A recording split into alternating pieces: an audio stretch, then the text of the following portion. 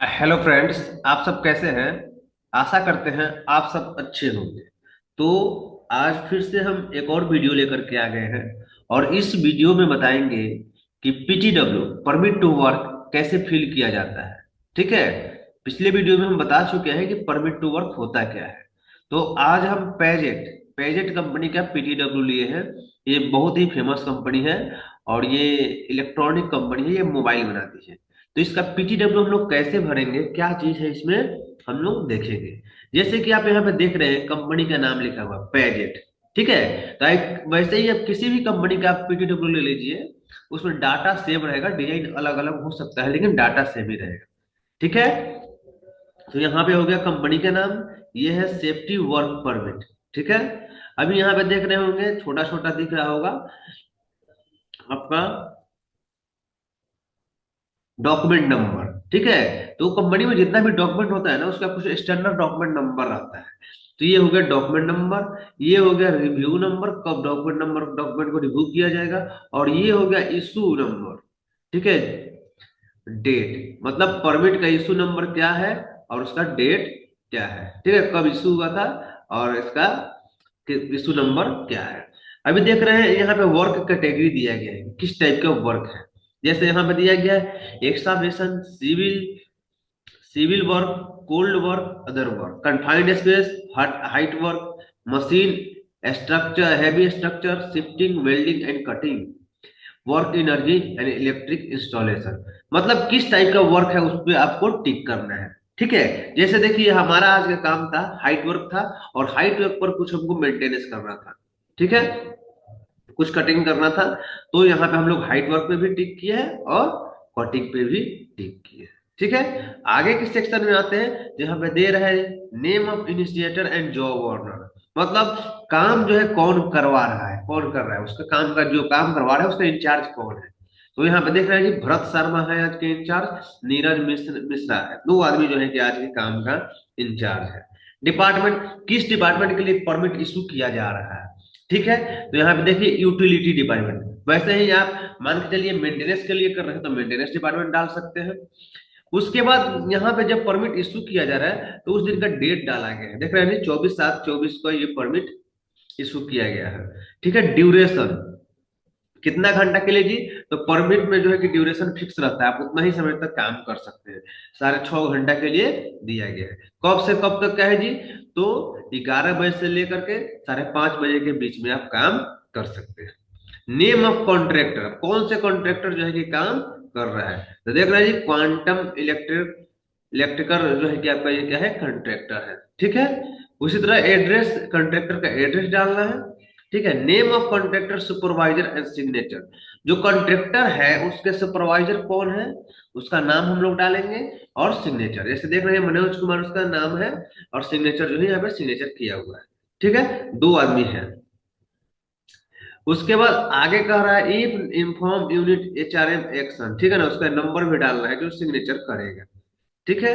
उसका nature of work to be carried out, कौन सा वर्क है, किस प्रकार का नेचर, किस प्रकार का वर्क है, वो हम लोग यहाँ पर डालेंगे। जैसे लिफ्ट रिपेयरिंग, यहाँ पे क्या है जी, हमारा नेचर ऑफ वर्क है जो लिफ्ट का रिपेयरिंग करना है। ठीक है। यहाँ पे ब्रैकेट में ये भी लिख दिए हैं कितना आदमी रिपेयरिंग करेगा। लोकेशन, अब किस लोकेशन पे लिफ्ट का रिपेयरिंग होगा, तो लिफ्ट नंबर 3, ठीक है, वहां पे इसका वो होगा। उसके बाद proposed man power contractor to next contractor to work at Dixon started person. ठीक है। तो यहाँ पे देखिए जो पर्सन है उसका नाम डाल दिया गया। आगे क्या है जी, safety work permit issuing authority, अब जो परमिट इशू करेगा उसका यहाँ पे नेम और सिग्नेचर होगा। जैसे परमिट कौन इशू करता है जी, तो जिस डिपार्टमेंट में जिस एरिया में काम होगा उस एरिया का जो हेड होगा, जो इंचार्ज होगा, वो परमिट इशू करता है। इसके अलावा एरिया इंचार्ज, जो एरिया इंचार्ज है वहां पे सिग्नेचर हुआ। ठीक है, वो एरिया इंचार्ज का सिग्नेचर हुआ है। उसके बाद सेफ्टी ऑफिसर, सेफ्टी ऑफिसर क्या करता है जी, परमिट को रिव्यू करता है। ठीक है। डिपार्टमेंट वाला इशू करता है, सुपरवाइजर जो है कि इंचार्ज जो है कि उस पे साइन करता है, और जो है कि जो सेफ्टी अफसर है वो रिव्यू करता है। अगर हमारा परमिट जो है काफी क्रिटिकल है, काफी क्रिटिकल वर्क है, तो हमें प्लांटेड का भी सिग्नेचर लेना पड़ता है।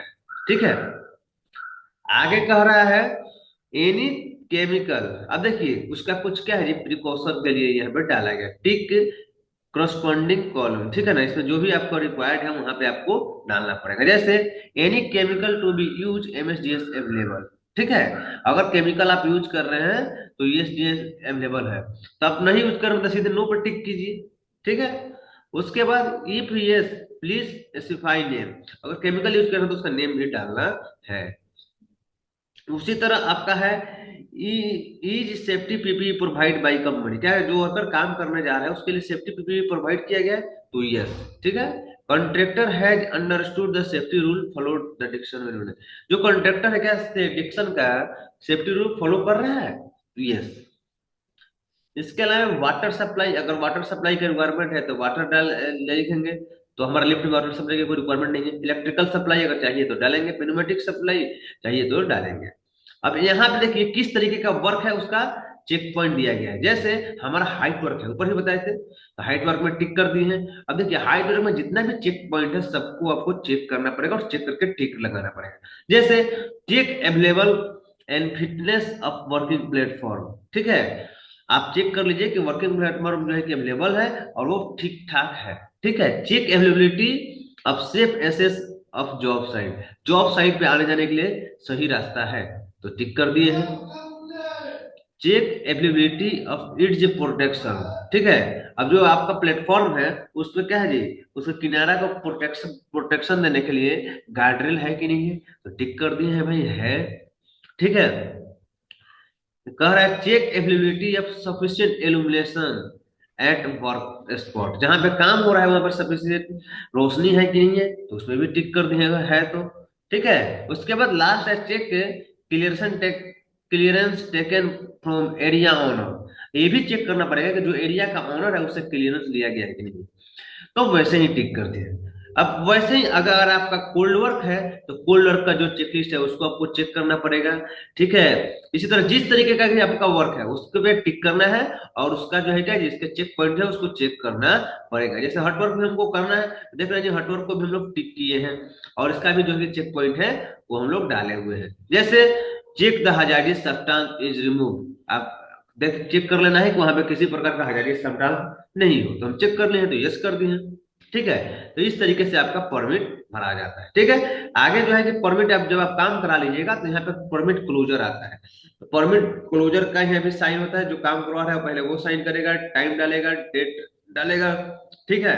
फिर उसका जो परमिट इनिशिएटर था, जो परमिट इशू कर रहा था, वो भी यहाँ पे साइन करेगा। तो इस तरीके का आपका परमिट प्रोसीजर होता है। इस तरीके से आप प्राइवेट कंपनी के परमिट को आप फिल कर सकते हैं। थैंक यू, धन्यवाद।